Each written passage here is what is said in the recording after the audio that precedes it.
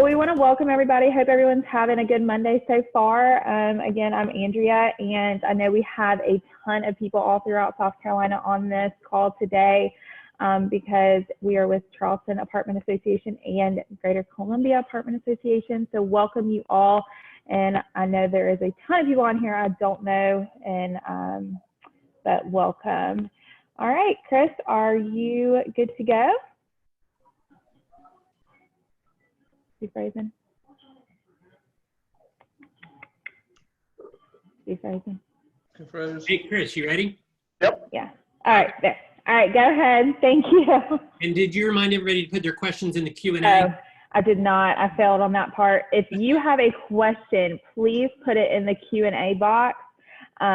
Don't use the chat. When we use the Q&A, it's easier to filter. And if you have the same question, instead of asking it, I think you just like it, and it'll push it to the top. So that way we can really filter and know if we've answered the questions that you have asked. So, all right, Chris. Thanks, Andrea. Thomas. All right, Chris. Hey, everybody. So thanks, everybody, for joining in on our call. I think today's is going to probably be a short and down and dirty session, just so you all know. We wanted to have a live conversation about the new order that went into place from the Chief Justice of the South Carolina Supreme Court last week. But I think it really does create some more questions for folks. And so Thomas and I wanted to jump on a quick seminar, but hopefully we'll be able to get you out of here in short order, and it's not going to take up too much of your afternoon. You can get back to work pretty quickly. But we want to answer questions and let you know sort of what we do know already. There's still a lot more to come in the next 2 weeks, and so we will do our best to keep people updated. But without further ado, the order that's on your screen, Michael Bell is sharing it with you right now, is the order that was entered by the Chief Justice of the South Carolina Supreme Court last week, and it basically said, entered it at 5 o'clock the night that it was set to expire, and so on May 1st we woke up and everyone found out that courts were not actually opening back up again, even though he had, the Chief Justice had said that was the original target date. What we did learn is that the Chief Justice intends for the courts to open for business. He is laying out a number of methodologies that he wants his courthouse staffs to follow in regards to putting courthouse hearings back together, and that he is instructing them to be ready to do so come May 15th. So basically, he pushed out a window from May 1st to May 15th. That's Friday, a week from this coming Friday. And so you basically have 2 full weeks, this week and next, before the courts are going to be obligated to be ready to conduct business again, according to the Chief Justice. What that means for you all is that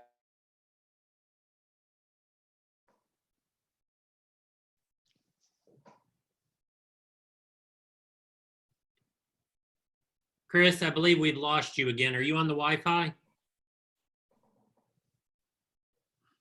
Thomas, you want to take over for a second, and I'm going to text him?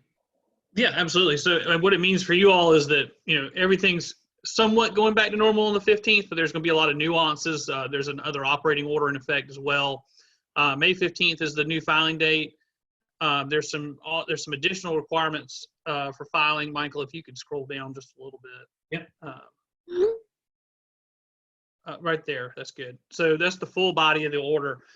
The CARES Act still applies. It's a federal order that it keeps you in full force and effect.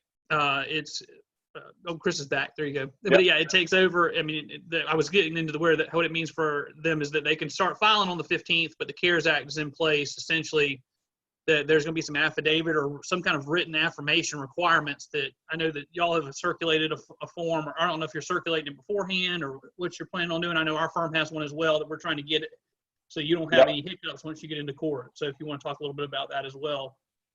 Yep. So the Federal CARES Act, for those that, I think it's still worth covering. Michael has got a link to Section 4024 of the Act that's available. We'll include that as part of the information that gets shared afterwards, but he can pop it up on the screen here probably in short order for you. But remember that on March 27th, the federal government imposed Congress passed a new law called the CARES Act. And in that act, they specified that there is a requirement that all properties that have a federally backed multifamily mortgage loan. Looks like Congress's website is about as reliable as they are. Can't happen.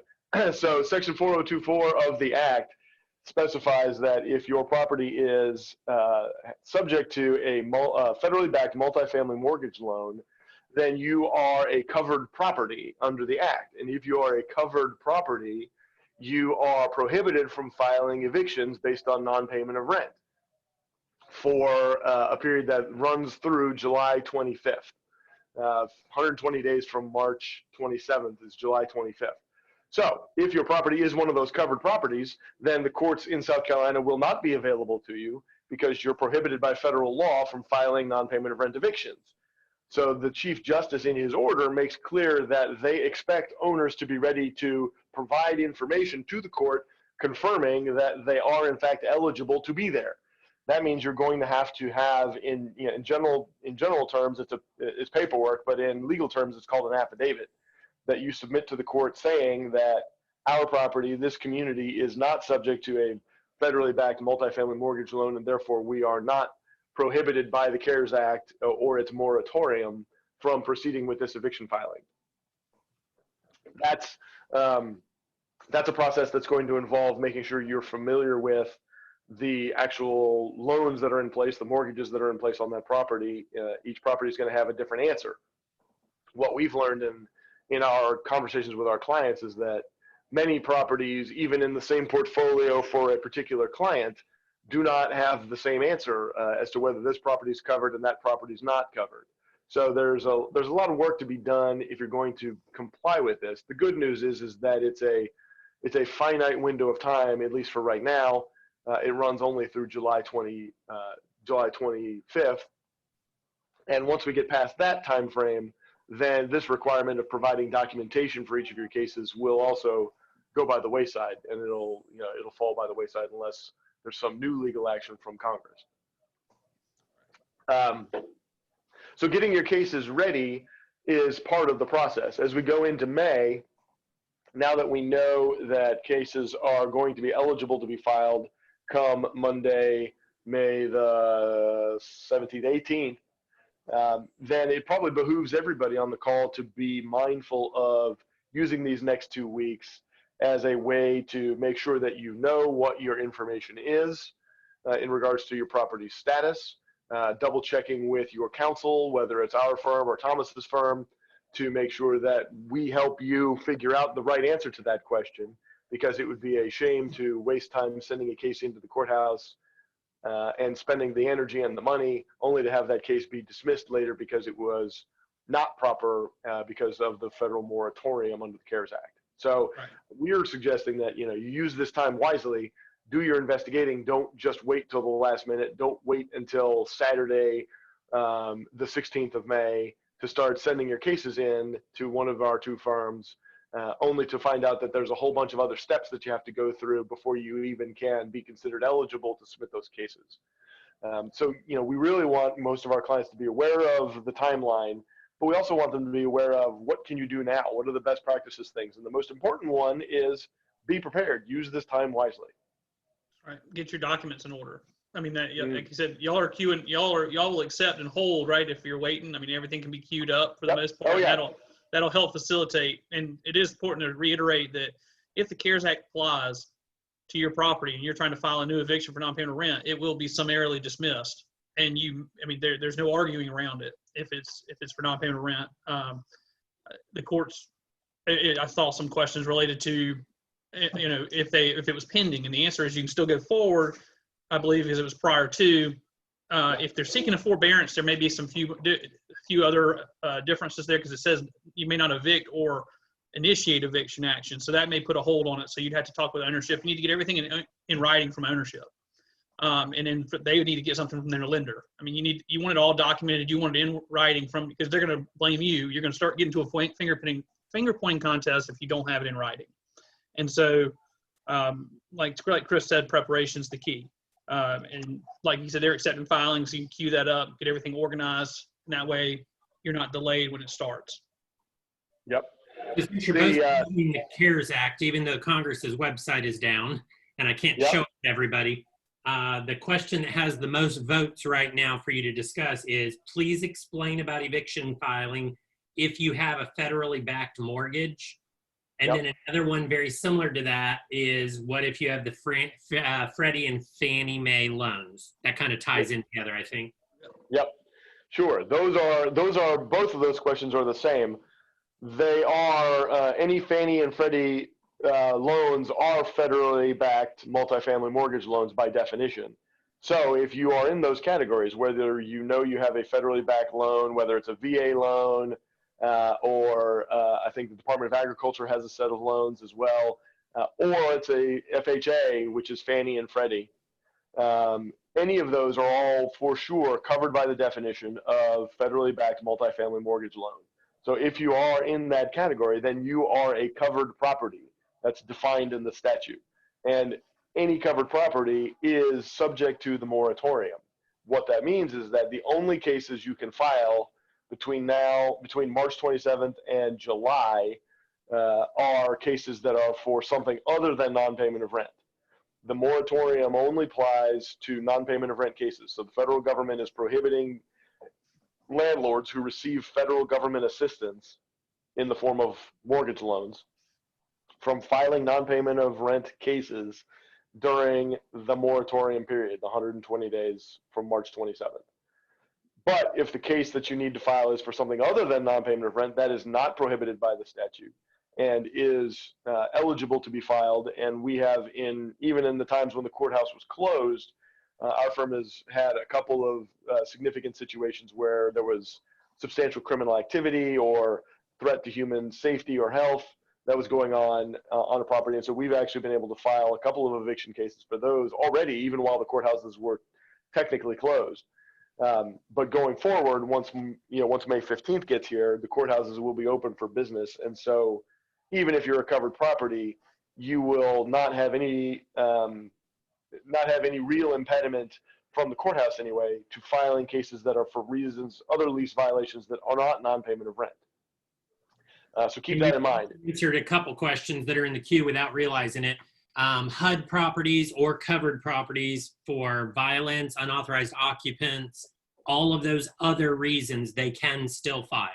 That's correct. Yes, those reasons are not prohibited under the moratorium. So even if you're on a Section 8 property, you can still proceed through the moratorium with an eviction filing that relates to a lease violation that is not rent related. Cool. We have 7 votes on a question. Do you have to abide by the CARES Act if your property has no mortgage?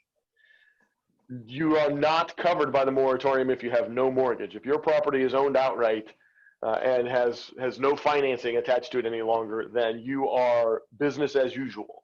Once the courthouse is open on May 15th, that property will be able to conduct business as it always did. The federal law does not apply to that property at all. Absolutely. Just, you want to reach out and confer with your lender if you have a mortgage. That's the best way to get the answer from them in writing. What type of mortgage do I have?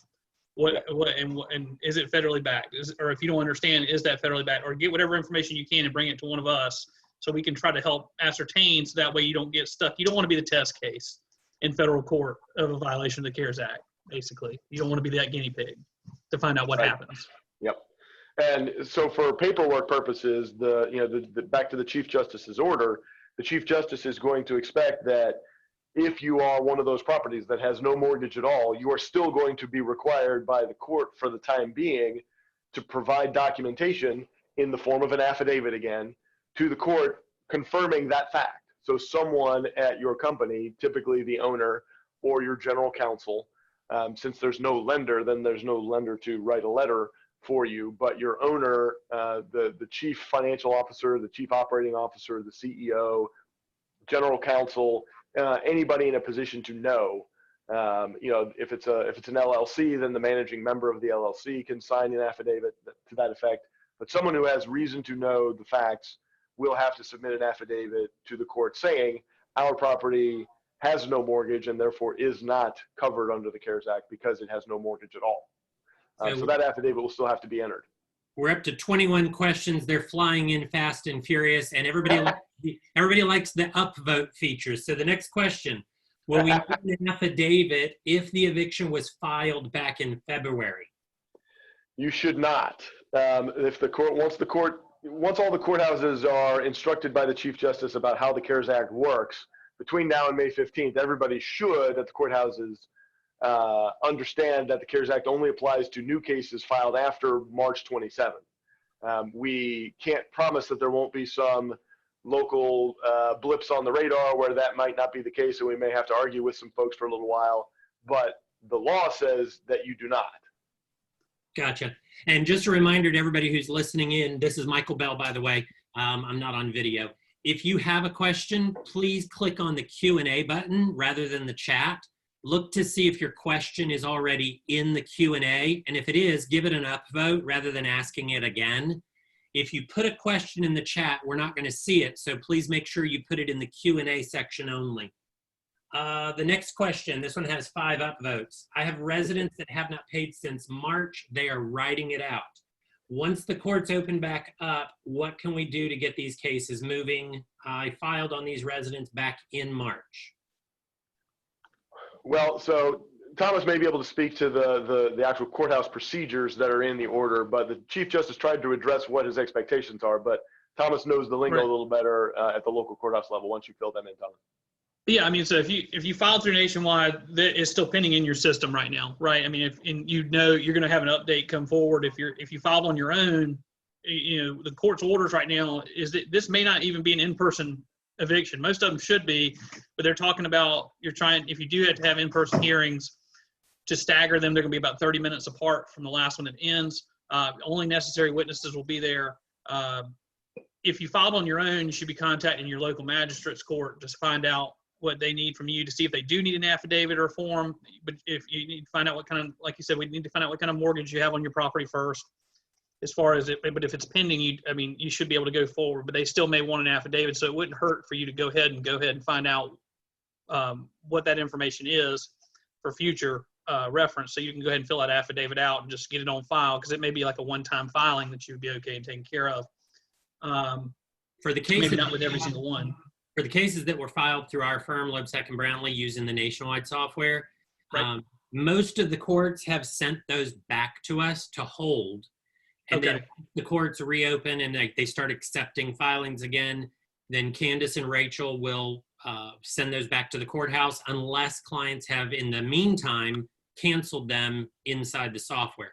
So if you're a client of Loebsack and Brownlee, log into Nationwide. If you've already settled with the tenant and you no longer wish for us to go to court because they are fine, make sure you dismiss it in Nationwide so that Candace and Rachel see that. And then once we're allowed to submit papers, we'll send everything that's still active back to the courthouse for them to reprocess. If you've got questions, specific case filing questions, best way to get that answer is from Candace and Rachel. Most of you have their email address and their contact information, but you can also get it off of our website. And I'm going to include a link to that in the follow-up at the end as well, but it's loebsackbrownlee.com. The next question that has the most votes, 9 votes, says if you had pre-filed a case before the CARES Act and coronavirus and it was scheduled, I guess, and then subsequently canceled, how are those cases going to proceed? Do we have to wait until the end of July?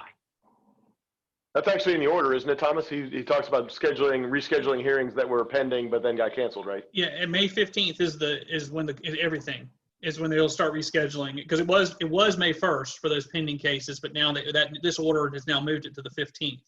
And so anything that was pending or scheduled, that includes if you had a writ, if you need to pay for a writ, everything was put on hold until the 15th. So, and you'll have some time there to go forward, because you can expect backlogs. I mean, this is going to be, it's going to be like the perfect storm, because there are going to be incoming new filings, old filings, and the court's trying to figure out how they're going to do this scheduling wise. So there are going to be some delays. I mean, even if you file now, I mean, if you get an order and they get it mailed in, it's like take a number system right now. So, I mean, it may not be till June till the first for a new case to be heard, potentially. I mean, I'm sure there was a backlog. that's going to be just waiting out there. But yeah, it was both both dates are the 15th for new filings and old filings. Because I have something that's pending from the Court of Appeals coming that just came back down. The remitter was sent. And I have to file the writ, but I have to wait till the 15th by the terms of the order. If a property is covered, can they still require utility payments, water, trash, sewer, pet, garbage, garage? The CARES Act prohibits the filing of an eviction action for the non-payment of any rent or other fee or charge. So you can still require people to pay them, but under the CARES Act, if you are a covered property and subject to the moratorium, then the moratorium would also kick out any case filed for anything that is a monetary obligation under the lease. Okay, here's a great question, and it's something that we're helping our clients with, but you can address it. It says, I know we cannot demand payment or charge late fees through July 25th for covered properties, but can we call the resident about their delinquent rent and ask them to pay? We're currently sending out balance notices, but I want to make sure that our managers are not, quote, demanding payment. Is there any verbiage that you recommend? Yeah, so we've recommended that any notice that you sent, and preferably in writing, I mean, you can call and talk to them about it, but things can get misconstrued when you call. A friendly reminder letter is probably fine. The language needs to be more of a reminder tone and what efforts you have in place. So if you're offering payment plans, things of that nature, it's a reminder, and it's sent to everybody that has a delinquent balance at the time. Because if you offered it up front, like we recommended that you offer it to everybody, make sure you have a policy in place for your criteria, what will fit, but you're not threatening an eviction, but you're not waiving your rights. It's just a reminder, hey, the rent's due, what can we do for you? And like, as Chris said, you can't charge any late fees, any kind of penalties or anything like that related to the non-payment rent. So all your rent, your rent letter or your late rent letter is going to be just a friendly reminder at this point, encouraging them to pay or encouraging them to come and work with you. I apologize. Imagine this one is South Carolina or North Carolina specific, but this is all South Carolina on the call. Are charges like water, trash, etc., other charges, are they considered rent? In South Carolina, it talks about rents defined as rent and late fees, I believe. I had to look back at the statute. I don't get that question so often, but it would be an additional charge. So if they're not paying us the non-payment of, you can try to do it as a breach. Let me see if I can pull it up real quick.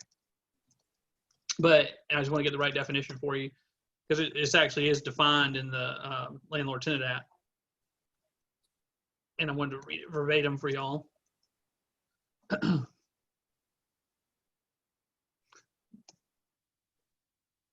But rent means the consideration payable for the use of the premises, including late charges, whether payable in lump sum or periodic payments. It excludes security deposits or other charges. So I wanted to make sure I had the right definition, but it excludes those charges. But it's still a fee associated with, and if you're charging it, we usually take the position that most of our clients, when you accept the rental payment, it goes to the most outstanding balance first, and whatever's left over is rent. So you really have to take a look at what you're charging, what's being applied, what the charges are being applied to first. And then, so your late fees are considered rent under the definition of the act.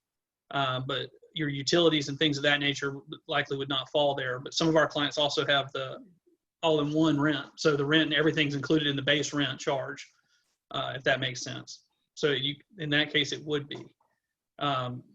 But just not, if you use the Blue Moon lease, it says in so much as it can be considered additional rent, but you'd probably get more pushback on that. And I would approach that with caution, as Chris said, as far as rent charges and penalties. Okay. Go ahead, Chris. Let me grab one real quick. One of the things that I've been asked a number of times under the CARES Act, it also relates to you're not allowed. It prohibits you from charging late fees, but it also prohibits you from charging other fees related to the late payment of rent. The one that comes up all the time, of course, is what about NSF fees? And the answer that I give people regularly is that based on the wording of the statute, if someone bounces a rent check, then the NSF fee is related to the late payment of rent. And so you wouldn't be able to charge an NSF fee, or shouldn't take the chance of charging an NSF fee if the payment that was made was for rent. Now, if if they're making a separate payment for a utility bill and they're writing a check for $48.75 and that one bounces, I think that's pretty easy to differentiate as not rent, but instead a utility bill. And so the CARES Act wouldn't apply to that one. But the imposition of an NSF fee relating to the payment of rent in any part, parcel, or portion, I think would be something that I would avoid during this window of time between now and the end of July. Mm-hmm. Some of these questions you may have already answered. They look similar to me. Thomas, maybe if you see them on your screen, you can help me field them. But if I miss one, I apologize, but I think they've covered most of these. A lot of questions about what about evictions that were filed in February and March before people are hearing that they're going to have to cancel them and start over. Can you just make sure that everybody understands what's going to happen with cases filed prior to the moratorium? And then also someone said, what if you haven't filed yet, but you're filing for February rent? Yep. So here's one thing that I've dealt with. The terminology of filed your case in February is one that comes to mind. I think is always worth dealing with. The federal act will look to see if your case actually was processed by the courthouse and assigned a courthouse docket number in deciding whether it was filed before or after March 27th. So I think no matter what state you're in, if your case has been file stamped by the clerk and assigned a docket number of some kind before March 27th, then your case should proceed forward. If you attempted to file a case but didn't, that's something different. If the courthouse refused your case, if you attempted to file it but the courthouse sent it back, or if you attempted to file it and the courthouse is holding on to it and never filed it, those are questions that I think would be handled differently under the federal act. And so there's really, the use of the word filed is a challenging one, and I urge everyone to be cautious about how you use the term filed. Filed means actually accepted by the courthouse. So really what you're looking for is, does my case have a docket number assigned to it? If so, and if it was done before March 27th, then your case should be allowed to proceed forward. Okay. I agree with that. Yeah, absolutely. Now here's a slightly different one. Christy asked, she said, we got possession, but we were not able to file the writ before the CARES Act went into effect and the court stopped paperwork. What's happening with writs that are kind of in limbo right now that normally would have expired already? Go for it, Thomas. Those are stayed. I mean, it's the same. If it was in place and the court held it pursuant to either the Supreme Court, the South Carolina Supreme Court order, or the moratorium, one or the other, whatever stated, the Supreme Court order stated, it stayed till May 15th. So you pick back up right where you left off.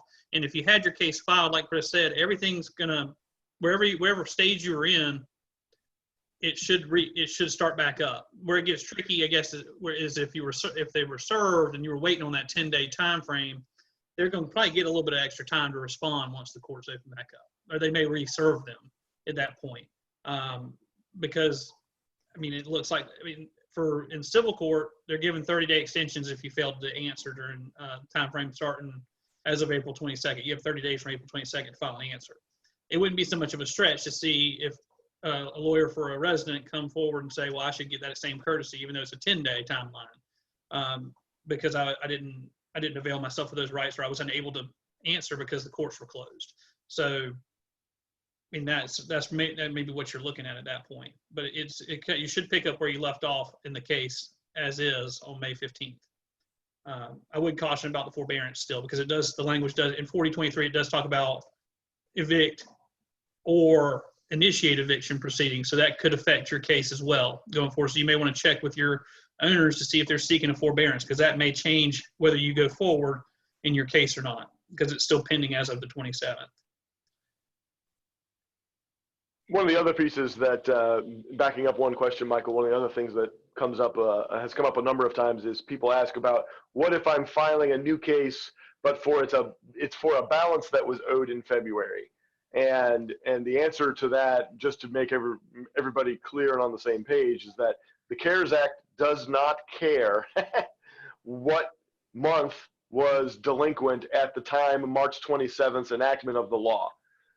the enactment of the CARES Act on March 27th only looks at whether your case was or was not pending at the courthouse before March 27th.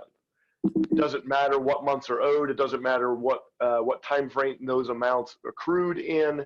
The CARES Act does not look at those issues. It only looks at the issue of what day did your case get filed at the courthouse, not about when the balance accrued. Okay. How about properties with mixed financing? Well, the CARES Act makes clear that if any part of the financing or funding was assisted in any way by the federal government, you're covered.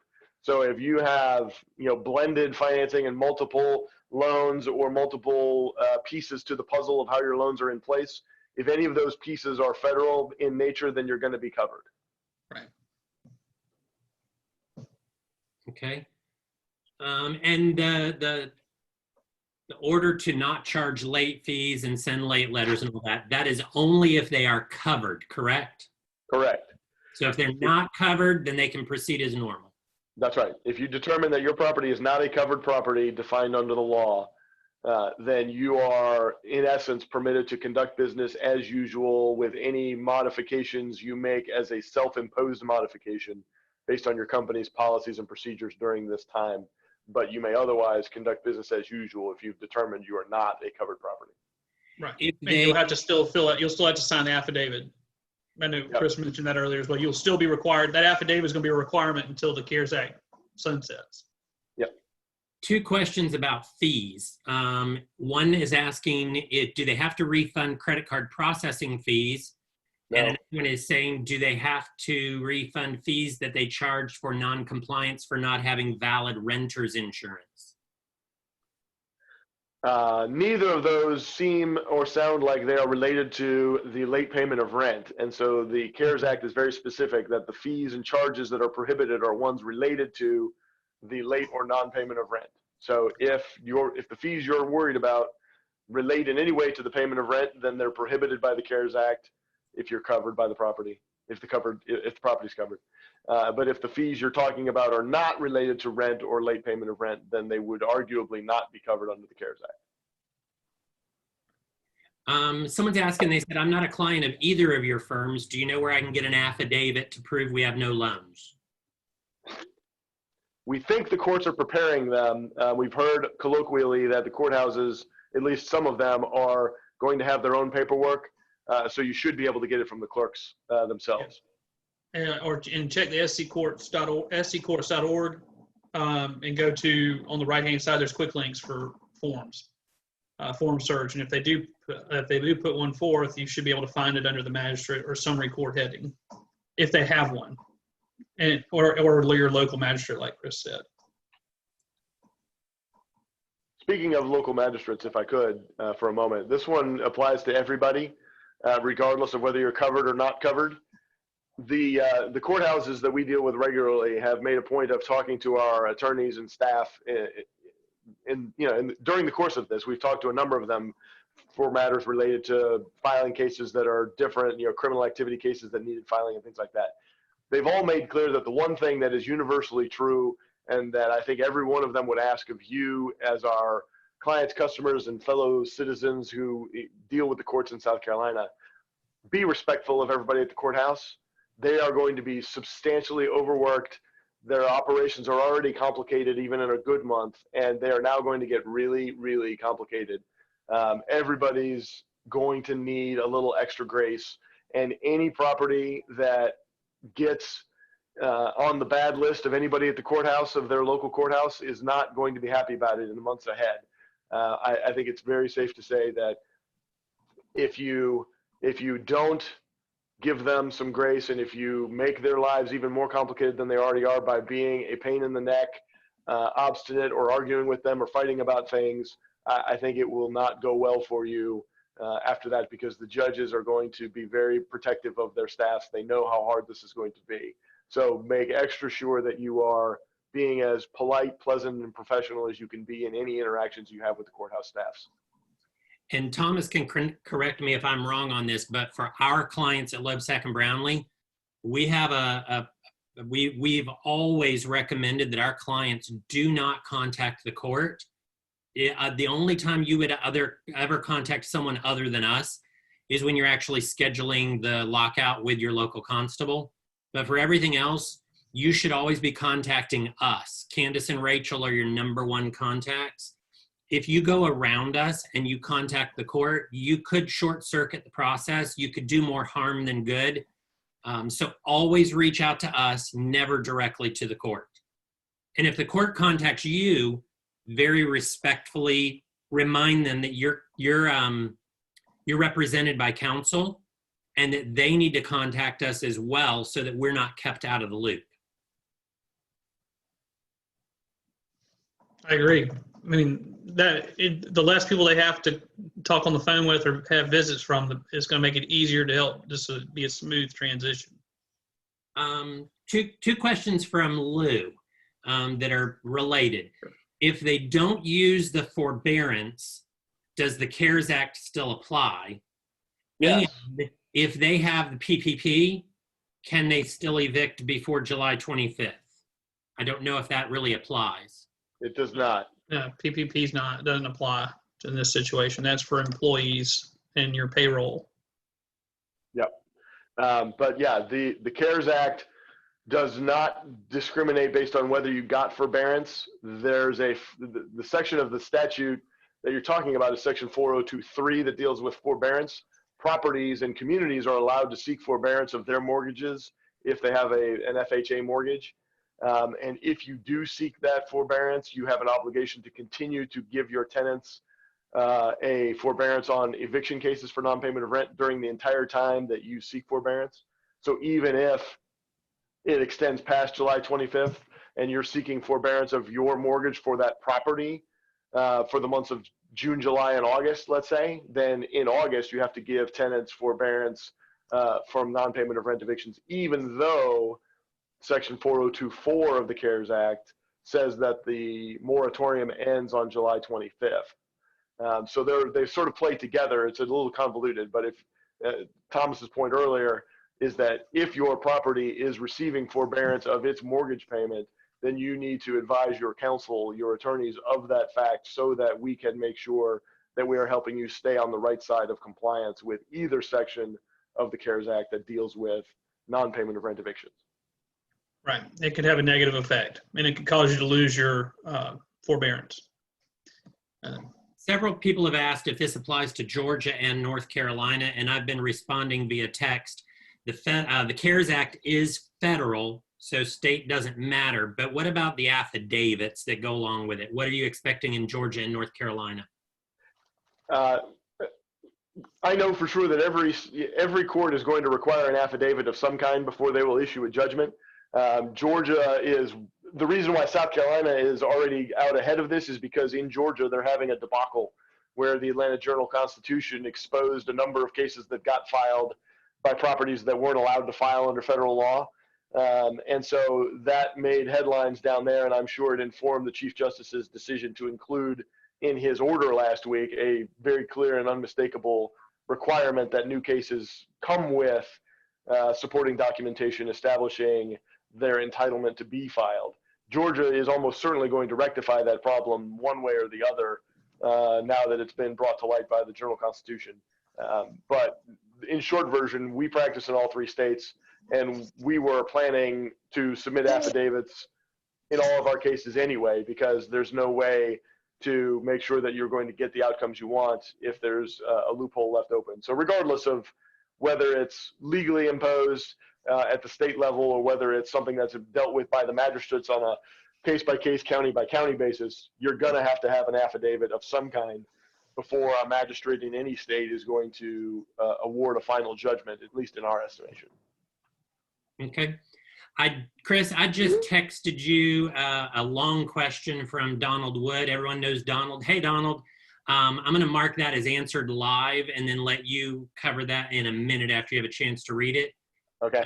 It's pretty much a list of all the different kind of covered properties under that federal act. Oh yeah, that's easy. Those are already in the definition. So there's nothing complex about that question. If your property has any sort of federal program participation, you are covered. That's the super easy part. If your property receives federal assistance in any way, shape, or form, whether it's an elderly subsidy, whether it's a farm subsidy, whether it's a rural subsidy, whether it's a Section 8 subsidy that applies property-wide, if you have a Section 8 voucher holder, it for sure applies to that apartment. There's a lot of question about if you have a Section 8 voucher holder on your community, whether your whole community is prohibited from proceeding forward. That remains to be litigated. But for sure, the person who receives the voucher is a covered dwelling under the Act, regardless of whether the property otherwise is. So yes, to Donald's question, if your property is participating in any federal subsidy program of any kind, they're all covered under the CARES Act. Cool. This one's a good one. If half of your property is covered by the CARES Act, are you at risk for fair housing complaints if you treat half of the property different from the other half? That's a great question, but the only environment in which I can see half of the property being covered if there are two phases.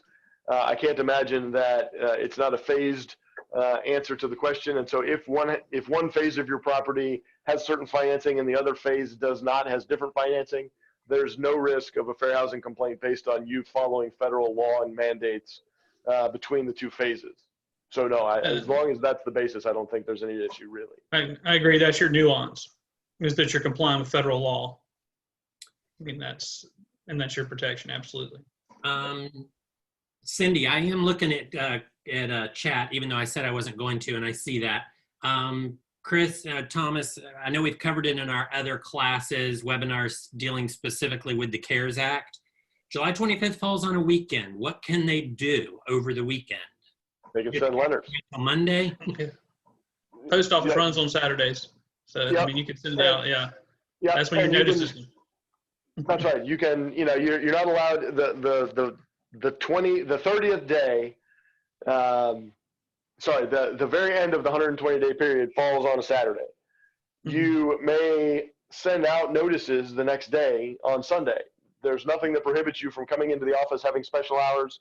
If your property's been locked out of eviction filings for 4 months, it seems to me that you might want to schedule some time for people to be in the office on Sunday and send letters out.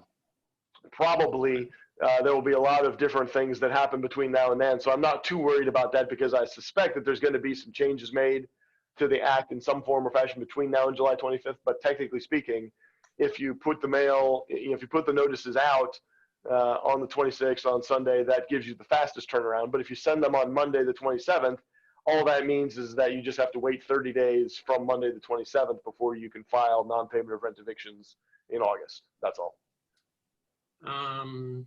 Thomas or Chris, either one, I think this is state specific. If you filed on someone and had a court date on March 12th and the judge ordered the resident to vacate, it was an unauthorized occupant, judge ordered them to vacate, but then they were not able to file the writ because of the moratorium, can they file the writ on May 15th if that person still has not vacated? Well, it depends. Yeah, I mean, they should be able to go forward on May 15th as long as it's if it's related to the resident, or if they filed for a notice to quit, that's a little bit different. A notice to, I mean, I had to see the question really quick. I saw it come up as well. But I mean, technically they should be able to move forward. May 15th is the deadline. And the only other issue you'd have is you should have, I mean, it depends on what the courts do with it, is if your property is seeking a forbearance, and if it's related to the resident, if that question is directed towards the resident and non-payment of rent, or an eviction related to non-payment of rent, you'd have to check with your owner to see if you're getting a forbearance or not. And if not, then I think you could arguably move forward. And you still, I know Chris, I said we don't think that you may need the affidavits. It's probably better to go ahead and have one. I mean, it doesn't hurt for the ones that are still pending. I mean, you're going to have one eventually anyway. So, I mean, I think just going forward and see what the court does with it. I think I've had some clients concerned that they're not going to let evictions go forward as of that date. I've had some questions that are popped up, like anything that was before that, if it was an eviction pending, non-payment of rent. I don't think it's going to get into that. I mean, I think you should be able to move forward as it was pending. you're probably going to want to still have that affidavit handy just in case there's no further delay, to see what the court does with it.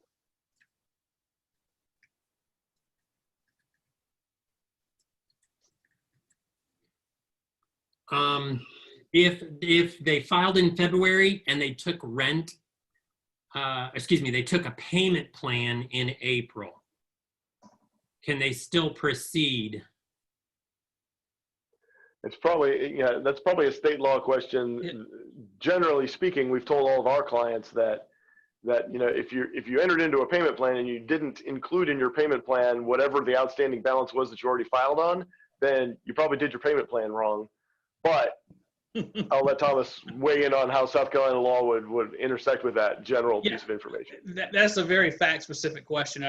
You'd have to give me a call. I'd have to see the documents. But if you entered into a payment plan and didn't include it, you didn't do your payment plan right, more than likely, unfortunately. But if it was included in the plan and you accepted payments on it, or indicated to them that this is part of a settlement, to resolve it, you can't go forward. Like if it resolved, unless they defaulted under that payment plan. If they defaulted under that payment plan, you're going to have to most likely refile. File that default. Right, exactly, based on that default and however much is there. But I'd have to look at that's very fact specific. I'd have to look at that further. For one thing I can say for sure on behalf of our firm anyway, if you have a case that is pending that you filed with our firm, even if you didn't, if you filed it with the court, you need to notify either us or the court or both that you entered into a payment plan, because that will impact the court's consideration of your case no matter what the answer is. You still need to notify people so that the analysis can be done. So if you have a payment plan for any case, make sure that the most important thing that gets done is that you notify either your attorney or the court of the payment plan so that it can be dealt with properly. Agreed.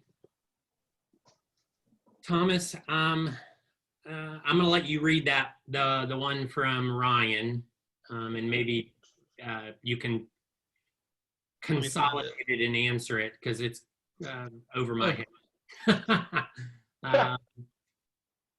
As it pertains to the actual presentation of fees owed to the court, do PMs need to actually physically change the ledgers, which are sometimes auto-generated under an internal system, or can the amount which can be charged, i.e. rent, just be presented to the court without having to individually change charges for each tenant within their systems? So,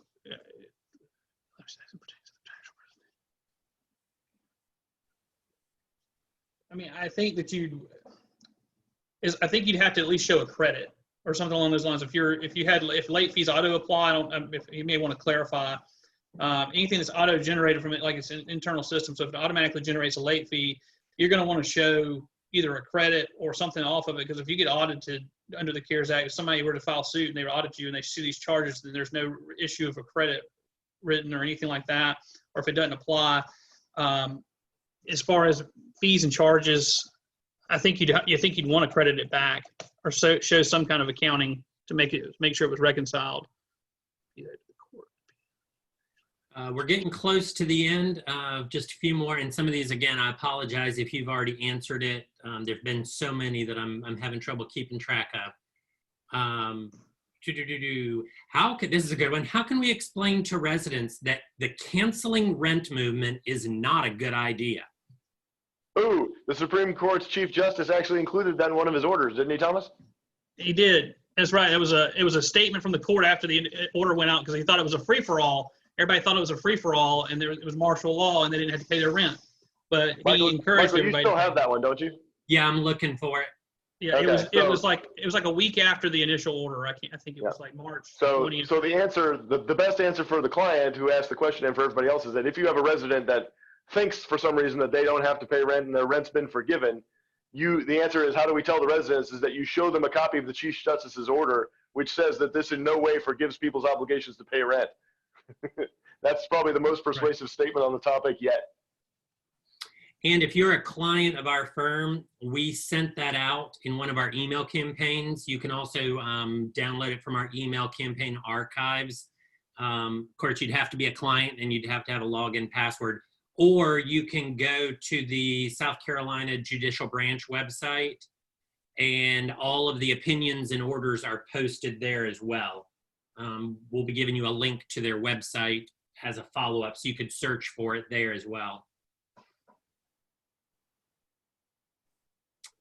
Heather wants to just make sure she's clear. So if they have phase 1, which is covered, and phase 2, which is not, they treat the whole property as covered? No. That's not what was said. Can you just clarify for her? Yeah. Yeah. If you have 2 phases at your property and they are each independent of each other, and one of those 2 phases is a legal entity that has no federally backed multifamily mortgages applicable to that phase, then that entity that owns that phase is not covered by the CARES Act and can proceed. Now, if you have one entity that owns both phases and it's the same entity, but the 2 phases have different financing, I think the courts might get confused and it might be impossible or bordering on impossible to differentiate the 2 in a way that would allow for filings. But Chris, you went muted. Applicable that we usually see, and so I'm operating on the assumption that you can differentiate the 2 phases from each other in a legal sense, showing that this phase is named ABC phase 1 and this phase is named ABC phase 2, and phase 2 doesn't have any financing, then you'd be able to differentiate that for the court system. But it's really going to be a matter of looking at those issues and being able to properly document under the federal law that this entity that owns this phase is not a covered property under the CARES Act. It's probably going to be very spec specific, and you're going to want to reach out to your counselors for help, I think. Yeah, because we're going to have to look at the deed, and we're going to have to look at the mortgage and what the property description in the mortgage is, along with the ownership entities, because that can be very convoluted, and you may not see that it may be included in the description of the mortgage of what the property is covered. Chris, here's one. As we're closing up, we've got about 5 minutes left. I know this is near and dear to our heart. It's something that we spend a lot of time and energy on all year long, is raising awareness and funds for women who are victims of violence and survivors of violence. Sarah's asking, what about the violence against women part of the CARES Act, and what does that mean for the multifamily housing? So that actually applies back to Donald's question. The incorporation of the Violence Against Women Act in the statute is really just to save space and to save ink. The Violence Against Women Act has a laundry list of subsidy programs that are covered, or that it lists in the Violence Against Women Act for the purpose of saying, if your property participates in one of these programs, then the provisions of this law apply to you. And so in this act, in the CARES Act, Congress just simply borrowed that statutory list and said, if your property participates in one of these subsidy programs, just like in VAWA, you are also covered under this statute. That's why. It's only there as a convenience item. Instead of listing every one of those programs again in this act, they just reference back to the VAWA list and incorporated it into this statute. That's why it's there. Okay. A couple people have asked about 5-day notices on July 26th, which is, I think, normal in South Carolina, but what's the change because of the CARES Act when July 26th hits? As it stands right now, the federal statute says that on July 26th, you must give every resident at a covered community a 30-day notice to vacate before you can file an action. Doesn't matter what your state law, currently it doesn't matter what your state law says about 5 days, 14 days. In North Carolina, there's a 10-day window. The federal law says that if you are a covered property and you are subject to the moratorium, you may not restart filing non-payment of rent cases at your covered property until after you've given tenants a 30-day notice that you're going to do so. The end. Okay, one last, I was going to say one last question, but another one popped through super fast. So these are the last 2 questions. If you submit another question, we probably won't have time to cover it. Robert asks, he says, okay, what about an entity that owns many properties? Some are covered and some are not. Does the court recognize the properties as different? Yes. Yeah. Each property is potentially a covered property, and every property has its own analysis. Is that based on their loan or their deed, if it all has the same owners? The property, property by property, it's based on what financing is in place for that property. So it's all about financing. Yep. Right. We had to take a look at the mortgage. Yep. Gotcha. Last question from April. So we have to give them a 30-day notice, so we will not file at the end of August. It'll be in September. Depends on when you give the notice. 30 days from July 26th is August 25th. So you can file on August 25th if you do your notices on the right day. Gotcha. Okay. Okay. Thank you, Chris and Thomas, again for hopping on and discussing all the updates. We really appreciate it. I highly doubt this will be the last one, the last time we see you all via Zoom, but we are very thankful, I know, on behalf of Charleston, Columbia, and Upper State. So thank you all so much.